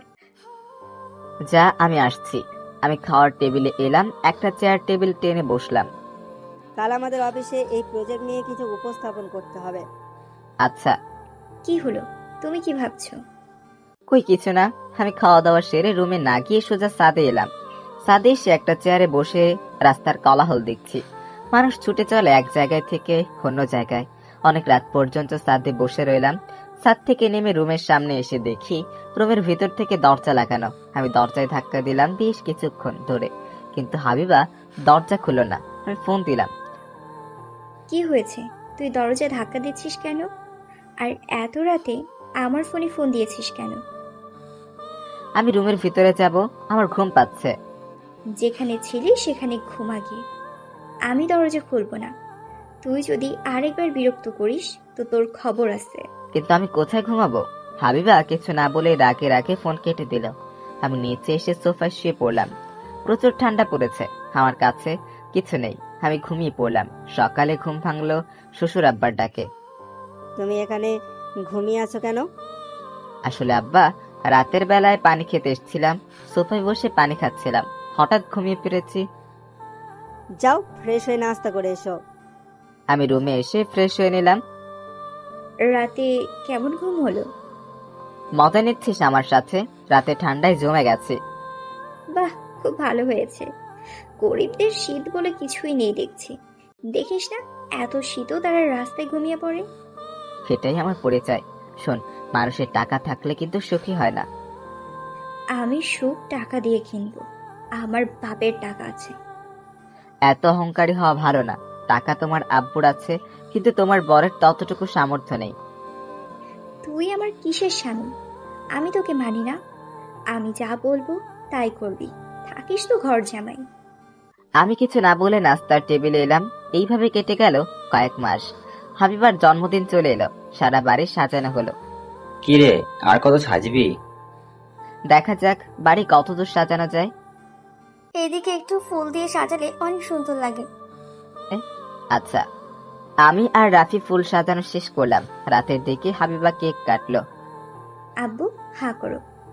আমাকে কেন? জামাইকে আগে দে। তুমি খাও। তারপর হাবিবা তার আব্বুকে খাইয়ে দিল। হাবিবা এক এক করে সবাইকে খাইয়ে দিল, কিন্তু আমাকে দিল না। আমি কিছু মনে করিনি।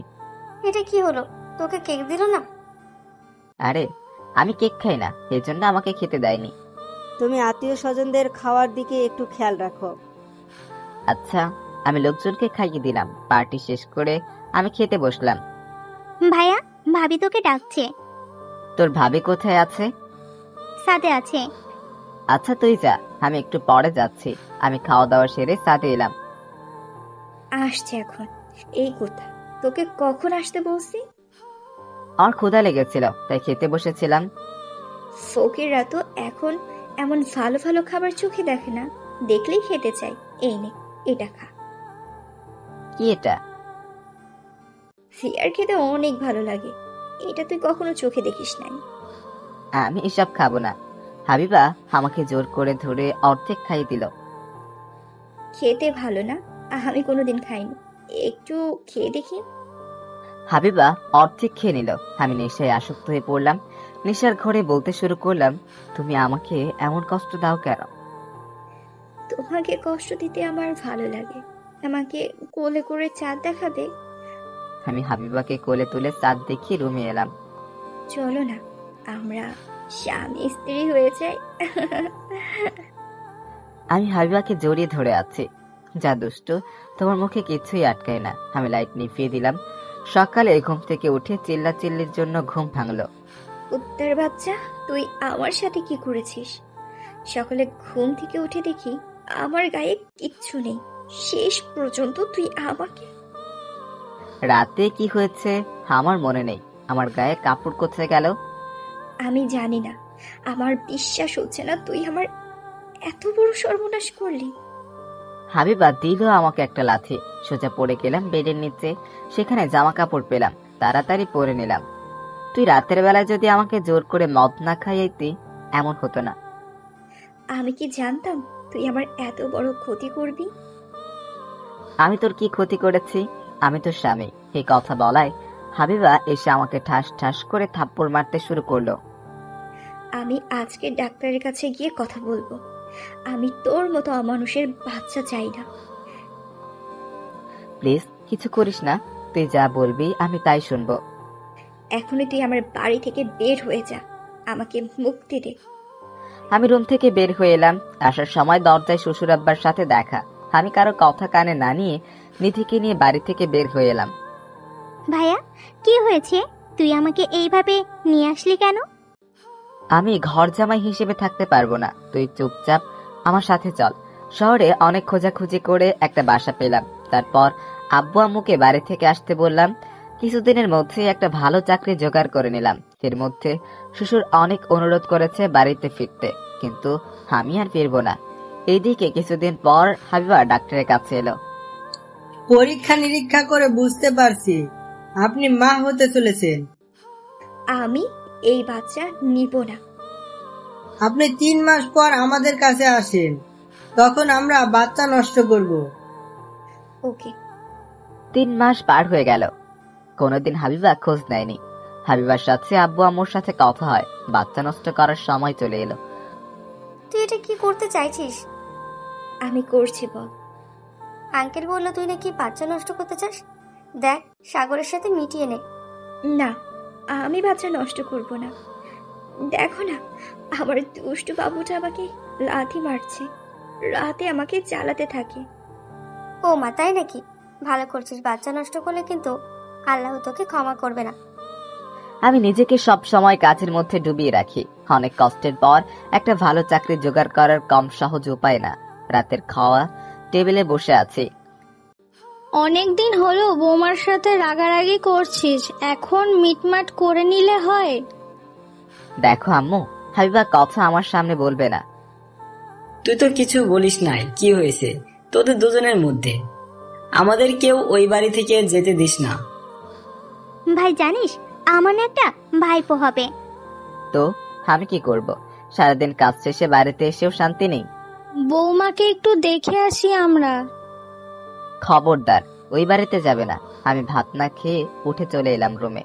আমি হাবিবাকে ভালোবাসি, কিন্তু তার অহংকারের জন্য আমি বলতে চাই না যে মা তার নিজের বাচ্চাকে নষ্ট করার কথা বলে। তাকে আমি সহ্য করতে পারি না। তখনই রাফির ফোন এলো। কি রে, কেমন আছিস? এই তো ভালো আছি, তোদের খবর কি? চলছে কোন রকম। পরীক্ষার সময় এসে গেছে। দেখলাম তো, কাল গিয়ে ফর্ম পূরণ করে আসবো। ঠিক আছে। আমি ফোন রেখে ঘুমিয়ে পড়লাম। সকালে ঘুম থেকে উঠে ফ্রেশ হয়ে নিলাম। তারপর রেডি হয়ে নাস্তা শেষ করে বাড়িতে বের হলাম কলেজের উদ্দেশ্যে। কিছুক্ষণের মধ্যেই চলে এলাম। কি অবস্থা তোর? ভালো, তাড়াতাড়ি চল, লাইনে দাঁড়াতে হবে। তখনই হাবিবা আর ইভা এসে হাজির হলো। আমি ওখান থেকে সোজা চলে এলাম। ইভা অনেকবার ডেকেছিল, কিন্তু আমি উত্তর দেইনি। কি রে, তুই এমন করে চলে আসলি কেন? এমনি, আমার ভালো লাগছিল না। আমি অহংকারীদের সহ্য করতে পারি না। জানি না তোদের দুইজনের কবে মিল হবে। আমি পরীক্ষার পেপার জমা দিয়ে চলে এলাম বাড়িতে। দুপুরে খাওয়া দাওয়া সেরে নিলাম। এবার রুমে এসে শুয়ে পড়লাম। হঠাৎ ফোন বেজে উঠলো। তাকিয়ে দেখি ইভা ফোন দিয়েছে। তুই তখন এমন করে চলে গেলি কেন? ইচ্ছা হয়েছে তাই। তুই আজ আমার সাথে সন্ধ্যায় দেখা করবি। আমার সময় নেই। আমি কিছু জানতে চাই না। আমি বলেছি তুই আমার সাথে দেখা করবি, এটাই ফাইনাল। ইভা ফোন কেটে দিল। আমার এই সব কিছু ভালো লাগছে না। সন্ধ্যায় ঘুম থেকে উঠে ফ্রেশ হয়ে ইভার সাথে দেখা করতে এলাম। তোদের মধ্যে কি হয়েছে আমাকে একটু খুলে বলতে শুনি। আমাদের মধ্যে কি হবে? কিছুই হয়নি। ফাজলামি করিস না। তুই বাড়ি থেকে চলে গেলি কেন? হাবিবার সাথে ভালো সম্পর্ক ছিল তোর। দেখ, ওই অহংকারী মেয়ের কথা আমার কাছে বলবি না। আমার সাথে বন্ধুত্ব বিয়ে করেছে আমার উপর প্রতিশোধ নেওয়ার জন্য। ভালো করে বুঝিয়ে বলতে শুনি। শোন, তাহলে আমি এক এক করে সব কথা ইভাকে বললাম। আমি বুঝতে পারছি না, সামান্য থাপ্পড় মেরেছিল তার জন্য তোর উপর প্রতিশোধ নিতে হবে? আসলে ও টাকার জন্য অন্ধ হয়ে গেছে। সব তো শুনলি, তুই বল আমি ওই বাড়িতে কি মুখ নিয়ে যাব? সব তো সামান। সেদিন তোকে জোর করে না নিয়ে আসতাম তাহলে এমন হতো না। আমি তোর জীবনটা নষ্ট করে দিলাম। আরে ধুর, এটা আমার কপালে লেখা ছিল, আমি কিছু মনে করিনি। বেবিটা কেমন আছে? বেবি অনেক ভালো আছে, ডাক্তারের কথা মতো চলছে হাবিবা। আচ্ছা, আমি উঠি, আমার কাজ আছে। আমি রেস্টুরেন্টের বাইরে এসে একটা রিক্সা নিয়ে বাড়িতে এলাম। আমি তোর খাবার বাড়ছি, এসে খেয়ে যা। আমি বাইরে থেকে খেয়ে আসছি, তোমরা খেয়ে নাও। আমি রুমে এসে শুয়ে পড়লাম। আমার শ্বশুর মাঝে মাঝে আমার কাছে ফোন করে খোঁজ খবর নেয়। সবার সাথে হাবিবার কথা হয়, কিন্তু আমার চুরি করে। এইভাবে কিছুদিন চলে গেল। হঠাৎ একদিন আমি অফিসে কাজ করছি, তখন শ্বশুর আব্বা ম্যানেজারকে ফোন এলো। স্যার, আপনি এখনই ইবনে সিনা হাসপাতালে চলে আসেন। বড় স্যারের হার্ট অ্যাটাক করেছে। আমি এখন আসছি। আমি অফিস থেকে বের হয়ে সোজা হাসপাতালে এলাম। ডাক্তার, আমার শ্বশুর এখন কেমন আছে? অনেক ভালো আছে। তিনি অনেক চিন্তা করে, যার ফলে এটা হয়েছে। আমি কি এখন দেখা করতে পারি? জি, দেখা করতে পারেন। আমি রুমে ঢুকলাম, দেখলাম হাবিবার চোখে পানি। শ্বশুরের পাশে বসে আছে। আমাকে দেখে বাইরে বের হয়ে গেল। আব্বা, এখন কেমন লাগছে? তুমি আসছো বাবা? আমি আর পারছি না। আমি তোমার জীবন নষ্ট করে দিলাম। আব্বা এসব কথা কি বলছেন? বাবা, তুমি আমার কথা রাখবে? বলেন শুনি, কিন্তু আমাকে বাড়িতে ফিরে যেতে বলবেন না। আচ্ছা, বাড়িতে ফিরতে বলবো না। আমি অফিস সামলাতে পারছি না। আমার অনেক বয়স হয়ে গেছে। তুমি অফিসে বসো, তোমার হাত ধরে বলছি। হাত ধরে আমাকে ছোট করবেন না। আমি আপনার কথা মেনে নিলাম। শুনে আমি একটা শান্তি পেলাম। এবার শান্তিতে মরতে পারবো। এসব বাদ দেন, আপনার বিশ্রাম নেন। আমি বাইরে যাচ্ছি। আমি রুম থেকে বের হয়ে এসে দেখি আমাদের বাড়ির সবাই হাজির হয়েছে। হাবিবা আম্মুকে জড়িয়ে ধরে কান্নাকাটি করছে। তোর শ্বশুরকে কেমন দেখলি? আগের চেয়ে অনেক ভালো আছে। তোমরা কি করে জানলে? হচ্ছে। থাক, বলতে হবে না। কে বলেছে? আমি বুঝতে পারছি। কিছুদিন পর শ্বশুরকে হাসপাতাল থেকে বাড়িতে পাঠিয়ে দিলাম। আমি চাকরি ছেড়ে দিয়ে শ্বশুরের কথা মতো অফিস দেখাশোনা করতে শুরু করলাম। এই সবে কেটে গেল 2 মাস। হঠাৎ খবর এলো শ্বশুর আব্বা আবার অনেক শরীর খারাপ, তাকে হাসপাতালে নেওয়া হয়েছে। আমি তাড়াতাড়ি করে হাসপাতালে এলাম। রোগী আপনার সাথে কথা বলতে চায়। রোগীর অবস্থা খারাপ। আচ্ছা, আমি রুমে ঢুকলাম। এসে শ্বশুর আব্বার পাশে বসলাম। ডাক্তারে বলেছে আমি বাঁচবো না। তুমি আমার মেয়েকে দেখে রেখো। আমি চাই তুমি আমার মেয়েকে মানুষ বানিও। আব্বা, আমি চেষ্টা করব। কিছুক্ষণ পর শ্বশুর আব্বা মারা গেল। সন্ধ্যার দিকে মাটি দেওয়ার কাজ সম্পূর্ণ করে আমি বাড়িতে এলাম। আব্বু, আম্মু আর নিথি ওই বাড়িতেই রয়ে গেল। অফিসে 2 দিনের ছুটির ঘোষণা করে দিলাম। সকাল থেকে কিছু খাওয়া হয়নি। খাওয়ার জন্য বাড়ির বাইরে যাওয়ার দরজা খুলেছি, তখনই দরজা খুললে দেখি রাফি দাঁড়িয়ে আছে, হাতে টিফিন ক্যারিয়ার। আমি বললাম, তুই এখানে? ভিতরে চল, তারপর বলছি। ও, আয় ভিতরে। আমি আর রাফি ভিতরে এসে সোফায় বসে পড়লাম। আম্মু তোর জন্য কিছু খাবার পাঠিয়েছে। সারাদিন তুই কিছু খাস নাই। ভালো করেছিস। আমি বাইরে খেতে যাচ্ছিলাম, তখনই তুই চলে এলি। তুই খাবার টেবিলে বস, আমি খাবার বেড়ে দিচ্ছি। আমি টেবিলে বসলাম। রাফি খাবার বাড়তে শুরু করলো।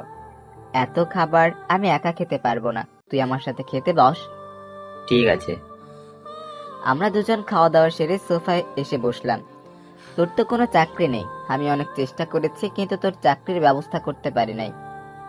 থাক, সমস্যা নেই। তুই আমাদের অফিসে একটা চাকরি কর, আমি জানি তোর বাড়ির অবস্থা কেমন। দেখ, তুই এইসব কথা বলবি না। তুই এর আগেও বলেছিস তোর শ্বশুরের অফিসে চাকরি করতে, কিন্তু আমি না করে দিয়েছিলাম। আমি কারোর করোনা চাই না। আমি কিছু জানি না, তুই 2 দিন পর অফিসে এসে জয়েন করবি। আঙ্কেলের অবস্থা ভালো না। সেটা ঠিক, কিন্তু কোনো কিন্তু না। আমরা আরো কিছুক্ষণ গল্প করলাম। রাফি বাড়ি চলে গেল। আমি নিধির কাছে ফোন দিলাম। বল ভাইয়া। তোরা খাওয়া দাওয়া করেছিস? করছি। তুই কিছু খাইছিস? শোন, তোরা থাক। নিধি বুঝতে পেরে বলল, ভাবিকে জোর করে আমও খাইয়ে দিয়েছে। তাড়াতাড়ি খেয়ে ঘুমিয়ে পড়, আগামীকাল বাড়িতে চলে আসবি। আমরা বাড়িতে যাব না। ভাবিকে এই অবস্থায় রেখে আপু কাউরে বাড়িতে যেতে দিবে না। চুপ, বাড়িতে চলে আসবি। আমি ফোন রেখে ঘুমিয়ে পড়লাম।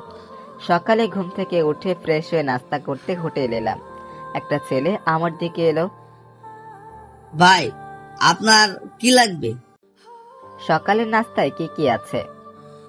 রুটি, পরোটা, ভুনা খিচুড়ি। আপনাকে কি দেব? ভুনা খিচুড়ি দাও। কিছুক্ষণ পর অর্ডার চলে এলো। আমি খেতে শুরু করলাম। খাওয়া দাওয়া সেরে বিল পরিশোধ করে বাড়িতে এলাম। দুপুরের খাওয়ার জন্য কিছু রান্না করছি। তখন আম্মু ফোন এলো। শোন, বলছি এই বাড়িতে এসে খেয়ে যা। বৌমার তো এই অবস্থায় রেখে আমরা বাড়িতে যেতে পারবো না। অসম্ভব, আমি ওই বাড়িতে যেতে পারবো না। আমি দরকার হলে নিজে রান্না করে খাবো। যা ইচ্ছে তাই কর গিয়ে। আমি ফোন রেখে রান্না শেষ করে গোসল করে খেতে বসলাম। খাওয়ার পর রুমে এসে শ্বশুরের কথা ভাবতে ভাবতে ঘুমিয়ে পড়লাম। বিকেলবেলা ঘুম থেকে উঠে ফ্রেশ হয়ে রাফিদের দোকানে এলাম। রাফি, একটা ভালো করে চা দে। ঠিক আছে, কিন্তু তোকে এমন লাগছে কেন? এখন নিজের রান্না নিজেই করতে হবে, বাড়িতে কেউ নেই। চিন্তা করিস না, হাইবা সব বাড়িতে চলে আসবে। ও, কি করতে আসবে? এই বাড়িতে একা একা থাকবে কি করে, যদি কোনো সমস্যা হয়। বাদ ওইসব কথা। এই ভেবে কেটে গেল 2 দিন। আব্বু আম্মু বাড়িতে এসেছে, কিন্তু নিধি ওই বাড়িতেই থাকবে হাবিবাকে দেখাশোনার জন্য। আমি অফিসে বসে আছি। স্যার, আসবো? বলুন। স্যার, ম্যাম ফোন করে বললেন তার 2 লাখ টাকার দরকার। ফোন করে বলুন টাকা দেওয়া যাবে না। তাছাড়া টাকা কি করবে? সেটা আমি কি জানবো? আমি সেটা বললাম, আপনি সেটি বলবেন। আমি আমার মতো কাজে ব্যস্ত হয়ে গেলাম। এদিকে হাবিবাদের উকিল দেখা করতে এলো। আঙ্কেল, আপনি কিছু বলেন। তোমার বাবা সম্পত্তির দলিল কি করে গেছেন? নিশ্চয়ই আমার নাম করে গেছে। তোমার নামে করে যায় নাই? কি? তাহলে কার নামে করেছে? তোমার স্বামীর নামে করে গেছেন। তুমি অফিস থেকে প্রতি মাসে 10,000 টাকা নিতে পারবে না, এর বেশি নয়। 10,000 টাকায় আমার কিচ্ছু হবে না। আব্বু শেষ পর্যন্ত সম্পত্তি আমার নাম না করে ওই বদমাইশটার নাম করে গেল। হাবিবা কান্নাকাটি শুরু করলো। আমার কিছুই করার নেই, তোমার আব্বু এই দলিল করে গেছে। আমি এখন চলি। ভাবি, আপনি কাঁদছেন কেন? আব্বু আমাকে পথে নামিয়ে দিয়ে গেছে। এখন তোমার ভাই টাকায় চলতে হবে। তাতে কোনো সমস্যা নেই, ওটা তো আপনারই টাকা। জানি তো, 2 লাখ টাকা চেয়েছিলাম ম্যানেজারের কাছে, কিন্তু তোমার ভাই না করে দিয়েছে। ভাইয়াটা অনেক জেদি, আপনি ভাইয়াকে বলেই টাকা দিয়ে দিবে। আমি তোমার ভাইয়ের সাথে কথা বলবো না। তুমি পড়তে চাও, আমি একটু একা থাকবো। এখন কি করব জানি না। আমি সাগরের সাথে কি না করেছি, আমি তো ওকে সহ্য করতে পারি না। এইভাবে কেটে গেল অনেক দিন। হাবিবার বাচ্চা হওয়ার সময় এলো। হাবিবাকে হাসপাতালে নেওয়া হয়েছে। আম্মু আমাকে ফোন করে বলল, তুই একটু হাসপাতালে তাড়াতাড়ি চলে আয়, বৌমাকে হাসপাতালে নেওয়া হয়েছে। আমি যেতে পারবো না, আমার অফিসে অনেক কাজ আছে। আমি ফোন রেখে দিলাম। পিয়নকে ডাকলাম। স্যার, আমাকে কি জন্য ডেকেছেন? রাফিকে এখনই আমার রুমে আসতে বলো। পিয়ন চলে গেল। কিছুক্ষণের মধ্যে রাফি এলো। হ্যাঁ, বল। তুই আমার গাড়ি নিয়ে সোজা হাসপাতালে চলে যা। হাবিবাকে হাসপাতালে নেওয়া হয়েছে। তুই যাবি না? দেখ, এখনো রেগে থাকিস না। আমার কাজ আছে, তুই তাড়াতাড়ি যা। এই কিছু টাকা নিয়ে চলে যা। রাফি চলে গেল। আমি কাজ বন্ধ করে চুপচাপ বসে রইলাম। হাবিবাকে দেখতে যেতে ইচ্ছে করছে, আমার বাচ্চা কেমন হয়েছে দেখতে। এর মধ্যে রাফি হাসপাতালে এসে শুনলো হাবিবার ছেলে হয়েছে। আব্বু আমাকে ফোন দিল। তোর ছেলে হয়েছে? ভালো। আমি রাফির কাছে টাকা পাঠিয়েছি, হাসপাতালের সবাইকে মিষ্টি কিনে দাও। আমি ফোন রেখে দিলাম, তখনই ম্যানেজার এলো। স্যার, আপনার ছেলে হয়েছে, অফিসে সবাই মিষ্টি খেতে চাচ্ছে। আপনি মিষ্টি নিয়ে আসার ব্যবস্থা করুন, তারপর সবাইকে মিষ্টি দিবেন। Okay sir. আমার ইচ্ছে করছে দৌড়ে হাসপাতালে গিয়ে আমার ছেলেকে দেখে আসি। আমার মনটা শুধু ছেলের কাছে পড়ে আছে। আমি অফিসে বসে থাকতে পারলাম না, তাড়াতাড়ি অফিস থেকে বের হয়ে সোজা হাসপাতালে এলাম। আমাকে হাসপাতালে আসতে দেখে সবাই অবাক হয়ে গেল। আমি অনেক খুশি হয়েছি তুই আসছিস। আমার ছেলে কেমন আছে? অনেক ভালো আছে, তুই রুমে গিয়ে দেখে আয়। না, আমি যাব না। তুই আমার ছেলেকে একটু বাইরে নিয়ে এনে দে। তোকে ভিতরে যেতেই কি হচ্ছে? বেবি ভাবির পাশে শুয়ে আছে। তুই চুপ থাক। ইভা, তুই আমার কাছে এনে দে না। ওকে, যাচ্ছি। কিছুক্ষণ পর আম্মু আর ইভা রুম থেকে বের হয়ে আমার কাছে এলো। আমার ছেলে কোথায়? তুই ভিতরে না গেলে তোর ছেলেকে এখানে নিয়ে আসবো না। আম্মু, আমি দেখেই চলে যাব, আমার অফিসে অনেক কাজ পড়ে আছে। আমার কিছু করার নেই। আব্বুকে দেখছি না। আব্বু আর রাফি ভাইয়া মিষ্টি আনতে গেছে, তুই ভিতরে যা। ভাবি অনেক বদলে গেছে এই কয় মাসে। দেখ সাগর, তুই ওকে ক্ষমা করে দে, তোর ছেলে হয়েছে, তার জীবন নষ্ট করিস না। দেখ বাবা, আর অশান্তি করিস না। মেয়েটা অনেক কষ্ট পাচ্ছে তোর সাথে খারাপ ব্যবহার করে। কে বলেছে ওর কষ্ট হচ্ছে? আমার জীবনটা তো নষ্ট করে দিয়েছে। তুই বৌমার সাথে কথা বল বাবা।